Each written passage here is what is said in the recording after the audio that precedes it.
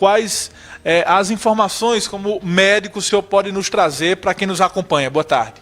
Eu que agradeço, Zé Neto, a nossa participação aqui. É sempre um grande prazer vir aqui e trazer informações para seus ouvintes, seus telespectadores, informações de qualidade. Eu costumo dizer, Zé Neto, que a gente que vem assim no meio de comunicação tão grande, né, como o Diário do Sertão, a gente tem que trazer informações com qualidade, não com o intuito de amedrontar as pessoas, mas sim de educar. Nessas épocas de epidemia, são muitas notícias, muitas delas falsas, muitas pessoas querendo aparecer e muitas das vezes lançam situações nas quais as pessoas ficam com medo, às vezes ficam ansiosas, né?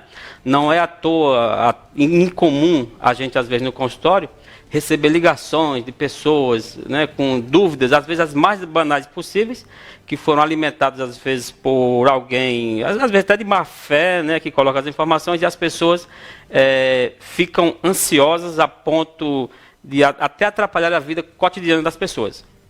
Né? E é por isso que eu falo que é muito importante a gente vir aqui e trazer essas informações. Eu gostaria de aproveitar para saber quais são as principais dúvidas que o senhor tem recebido da população, nesse momento também que muitas pessoas estão em pânico, né? Zé Neto, hoje a gente estava fazendo uma live, né, e aí as dúvidas das pessoas. Uma moça lá de João Pessoa me ligou e disse: doutor Emídio, eu posso ir para a praia, eu estou em casa sem fazer nada, eu quero ir para a praia. São as dúvidas, né? Outra dúvida da pessoa que ela perguntou, Zé Neto, perguntou o seguinte: doutor Emídio, é verdade que fazer sexo pode transmitir o coronavírus? São essas dúvidas, né, que às vezes as pessoas trazem para a gente e a gente tenta esclarecer da forma mais viável possível. E o coronavírus, Zé Neto, muitas das pessoas acham que é uma doença nova. Na verdade, é uma doença que a gente já conhece ela há muito tempo. Eu me formei na Universidade Federal do Rio de Janeiro há cerca de 15 anos quase. E naquela época a gente já conhecia muito bem o coronavírus. Não o coronavírus que causa doença nos humanos, mas o coronavírus que causa doença nos animais.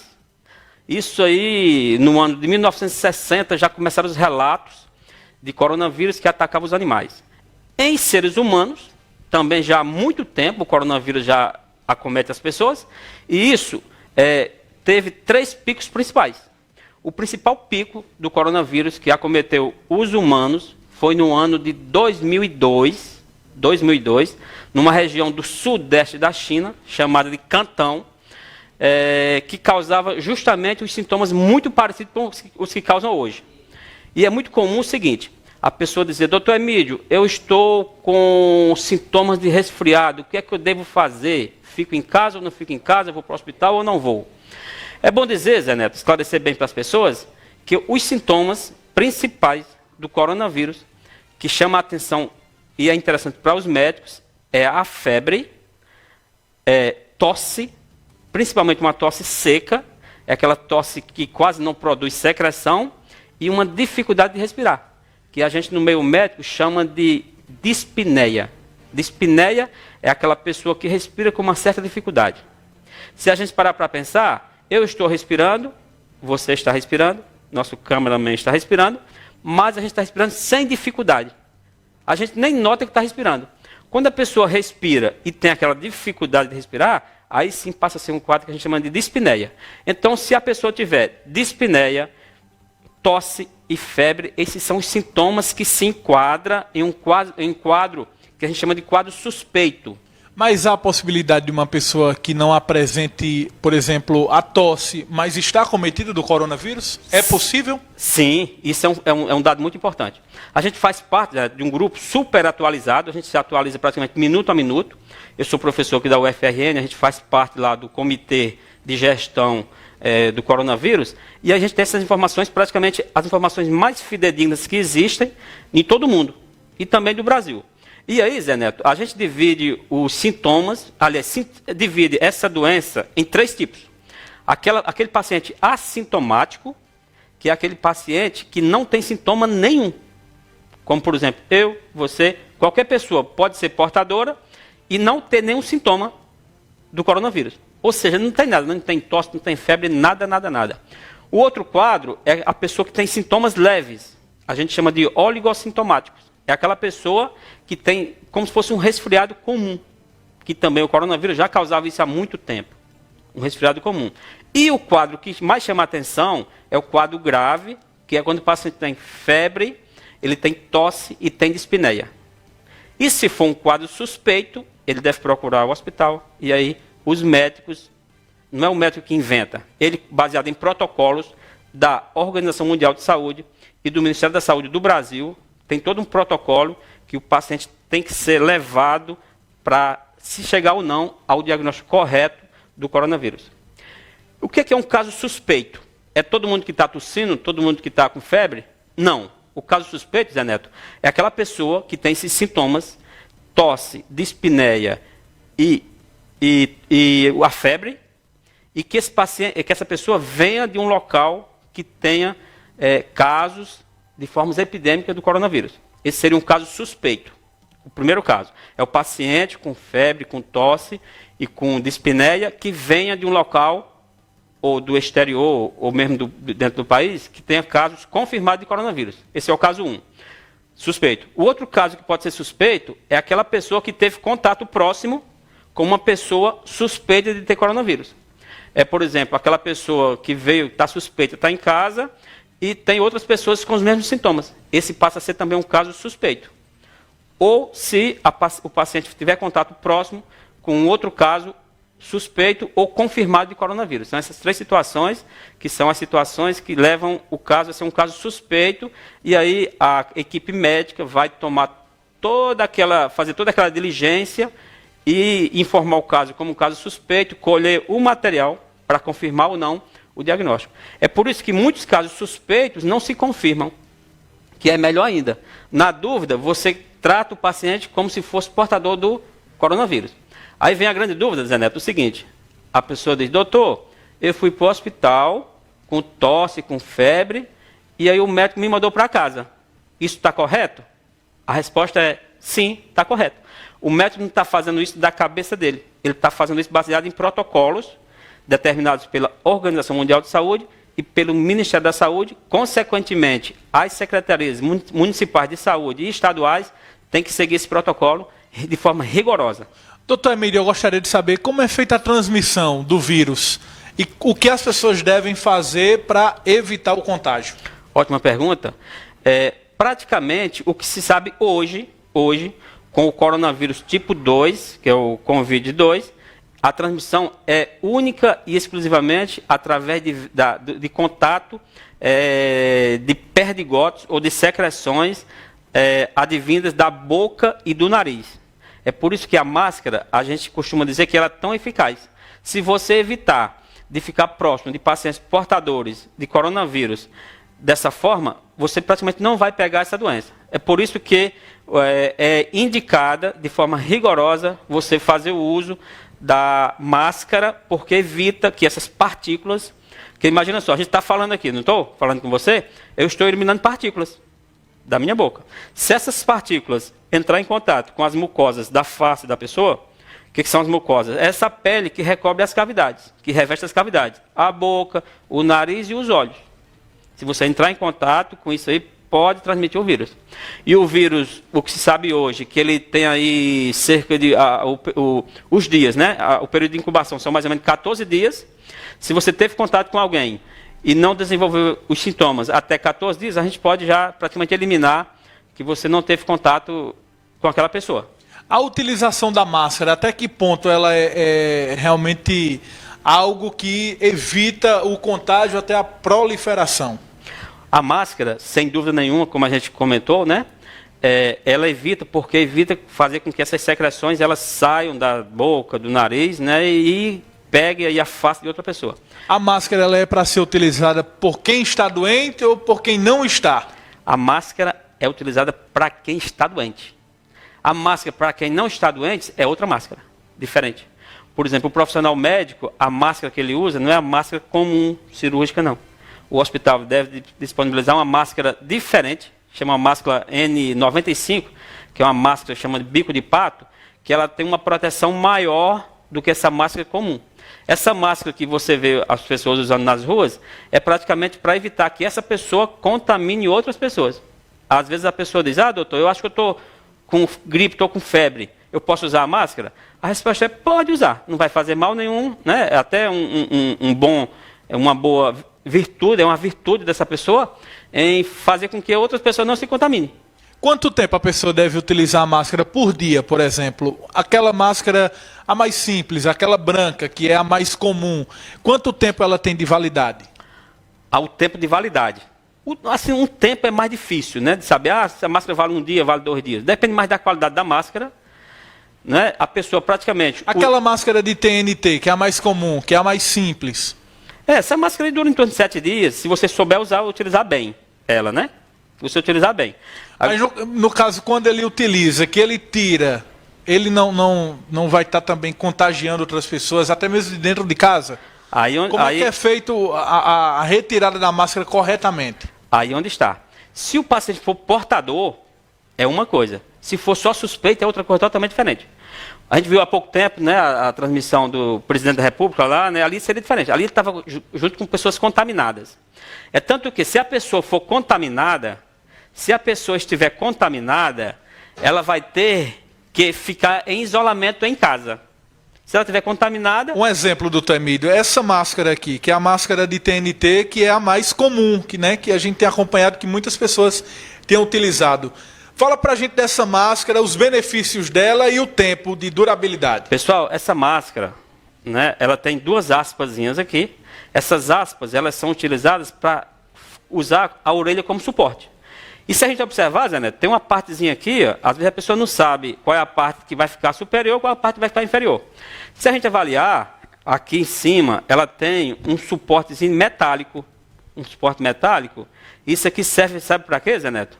Para você amoldoar bem ao nariz. Você amolda bem o nariz. Né? Porque se você colocar de forma errada, o nariz vai ficar para fora e não vai adiantar. Né? E aí você coloca cobrindo a boca e o nariz. Agora vem uma parte importante. Você colocou a máscara, né? Teoricamente você está falando, está respirando. Aqui essa parte de dentro está contaminada com as suas secreções. Se você estiver contaminado, só quem deve ter contato com essa máscara é você. Ela é lavável? Não, é uma máscara praticamente descartável. Mas ela até pode ser reutilizada. Como fazer essa reutilização? Aí você vai pegar essa máscara, né? Você pode guardar ela quando for dormir e pode até utilizar ela novamente. Se você guardar aonde? Aonde? Num local arejado, de preferência. É como eu te falei, uma coisa é você estar contaminado. Outra coisa é você não estar contaminado. Se você estiver contaminado, a máscara, ninguém deve tocar nela. Né? Só apenas você. Tá certo? E ela deve ser armazenada em local arejado, né? Nunca em local fechado, e não pode ser trocada a máscara. Tem gente que diz, doutor, eu comprei uma máscara, estou em casa com a máscara, mas aí eu vou sair para a rua, aí eu vou usar a máscara. Aí quando eu chegar da rua, eu vou dar para minha esposa vai usar a máscara. Não, isso aqui é uma coisa de uso individual, que a pessoa não deve compartilhar. É como se fosse uma roupa íntima, por exemplo. Você não pode compartilhar algo que você pode levar outras pessoas à contaminação. Tá certo? Mas a máscara é praticamente descartável. Por exemplo, a gente no centro cirúrgico, a gente usa a máscara para operar? Usa. Com o intuito de quê? Por exemplo, eu vou fazer uma cirurgia. Eu vou usar a máscara para quê? Para eu não falar e não ficar cuspindo ali em cima da cirurgia que a gente está fazendo. A máscara é mais eficaz para quem está doente e não para quem não está. Para quem não está doente, a máscara é diferente. Não essa aí. Não é essa aqui não. Essa aqui é praticamente para a pessoa se proteger, para a pessoa proteger os outros. A pessoa que está sabidamente se protegendo, por exemplo, os profissionais de saúde, aí é uma máscara diferente. É uma máscara especial que usa nessa situação. Por quê? Porque essa máscara tem que ter uma característica tal que ela não deixe esses perdigotos, né, essas partículas minúsculas, microscópicas, adentrarem as fossas nasais.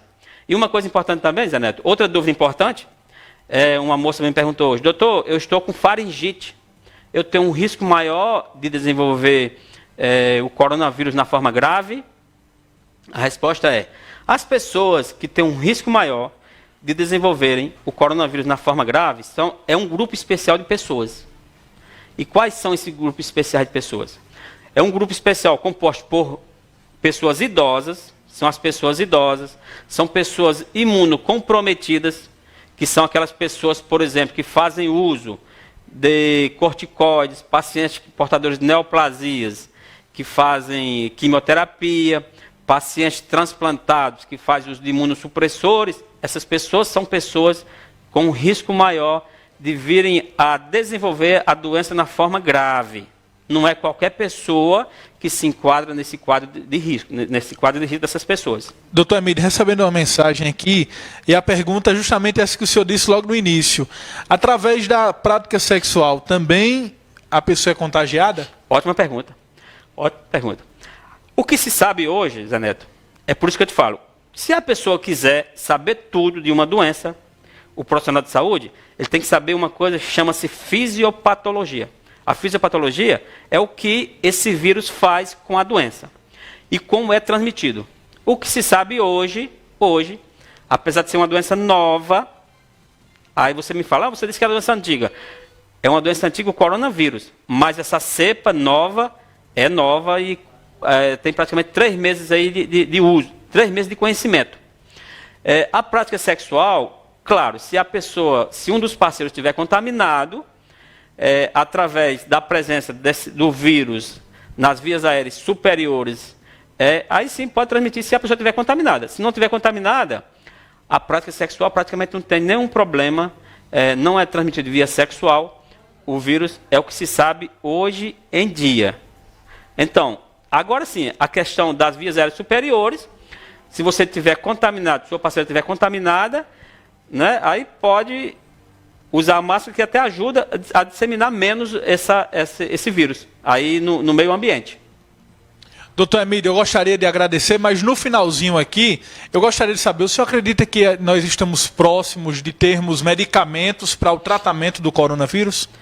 Zé Neto, a pessoa da área da saúde, a pessoa sabe que a gente não pode ser, às vezes, tão otimistas, né? Muitas das vezes também as pessoas perguntam, doutor Emílio, você acha que isso é real ou é uma coisa mais virtual? Pessoal, qualquer doença nova é uma incógnita, é algo que tem que ser estudada ainda. O coronavírus é muito novo, o coronavírus tipo 2 é muito novo, tem apenas 3 meses. É tanto que tem um estudo imenso sendo feito para saber quais são aquelas pessoas que têm uma vulnerabilidade maior e uma menor. Por exemplo, as crianças, sabe-se que elas têm elas são muito mais resistentes a essa doença. A questão da cura, Zé, há uma coisa interessante. O vírus, ele é um ser, muitos cientistas nem consideram um ser vivo, porque ele, para sobreviver, ele precisa de uma célula. E ele é esperto. Ele tem que entrar na célula, e o que é que ele faz? Ele precisa da célula para se reproduzir. Geralmente, o vírus tem ou DNA ou RNA, que isso é o material genético que ele tem. O vírus do coronavírus, o DNA do coronavírus, o material genético do coronavírus é o RNA. O que é que ele faz? Ele entra na célula, ele burla o sistema de defesa da célula, ele pega o seu RNA, consegue transformar em DNA, através de uma enzima chamada de transcriptase reversa. Sabe quem tem essa enzima também? O HIV. Ou seja, é um vírus muito sofisticado. Então ele pega esse DNA, RNA, transforma em DNA, ele faz com que a célula produza o DNA para ele, a célula achando que é para ela. Depois ele pega esse material genético, forma uma carapaça, é por isso que chama coronavírus. Corona vem de coroa, de proteção, de arcabouço, ele tem um arcabouço muito potente em sua volta, e ele sai da célula para acometer outras células. E aí, o que sabe-se hoje em dia, um medicamento que está sendo badalado, e também é uma questão de muita dúvida, que é a hidroxicloroquina, que era usado para malária, é usado no lúpus eritematoso sistêmico, para amebíase, inclusive é muito usado na Amazônia. Eu fui militar das Forças Armadas, e eu usava muito a hidroxicloroquina. Para quê? Para prevenir a malária. Ela tem essa finalidade também, de prevenir a malária. E aí, a hidroxicloroquina, ela tem esse efeito de, em algumas situações, diminuir a proliferação dos vírus. Ele faz com que o vírus penetre menos na célula. Se esse vírus já estiver na célula, ele faz com que ele não saia da célula. E se esse vírus se locomover através do sangue, ele faz com que essa locomoção fique mais restrita. Tudo isso é feito pela hidroxicloroquina. Só que aí, Zé Neto, tem uma coisa muito importante. Isso foi testado no coronavírus apenas em in vitro. O que é in vitro? Não em seres vivos ainda. E aí viu-se que tem uma boa eficácia nessa situação. Mas aí, até colocar em seres vivos, né, em seres humanos, a gente tem um bom caminho para andar. Mas é uma luz. É uma luz que se abre e a gente tem que confiar, né, e acreditar que vai dar certo. Para você ter uma ideia, a hidroxicloroquina tem muitos efeitos colaterais. E a prescrição médica tem que ser feita com muito cuidado, para casos selecionados. É tanto que no Brasil, praticamente não foi ainda aceita isso. O Ministério da Saúde não recomenda que se faça uso da hidroxicloroquina para essa situação. É muito comum a pessoa, doutor, eu quero comprar hidroxicloroquina, mas na farmácia não tem. E, na verdade, não deveria ser vendida. Para você ter ideia, as dúvidas das pessoas, o pânico é tão grande, que uma pessoa hoje me ligou, doutor Emílio, eu quero comprar um respirador. Um respirador é um aparelho que custa em torno de 100 a 200 mil reais, que você coloca, na UTI, na verdade, na unidade de terapia intensiva, para o paciente ficar respirando quando ele não consegue respirar de forma natural. E a pessoa queria comprar um respirador para deixar em casa. Imagina só o pânico dessas pessoas, né? Muito pânico. Né? Ou seja, o respirador é um aparelho de uso médico, restrito. Na verdade, a pessoa tem que entubar o paciente, né? E tudo mais. Só faltou eu perguntar para ela. A senhora quer também aprender a entubar? Ela disse, doutor, eu estou preocupada com meu marido, que tem 60 anos, e ele, de repente, pode ter isso. Eu a orientei, não, moça, qualquer situação, a pessoa tem que entrar em contato, né, com os profissionais acreditar da saúde. Na saúde, né? Exatamente. Na saúde do Brasil. Entrar em contato com os profissionais da saúde para ver se aquele caso ele tem algum fundamento ou não. Doutor Emílio, eu gostaria de agradecer imensamente sua vinda, dizer que a partir de segunda-feira o senhor vai estar também contribuindo, a gente vai estar ligando para o senhor participar aqui do nosso programa e até segunda-feira. Eu que agradeço, Zé Neto. Muito obrigado por estar aqui. E é bom sempre vir aqui trazer informações para as pessoas, de tal forma que as pessoas fiquem mais informadas, né? Não entrarem em pânico. Claro, a gente não pode ser omisso, mas não pode deixar com que a emoção tome conta e fale mais alto do que a razão. A gente tem que ser inteligente. Inteligente é você agir de forma racional, apesar do medo. Não deixar o lado emocional aí tomar conta da pessoa.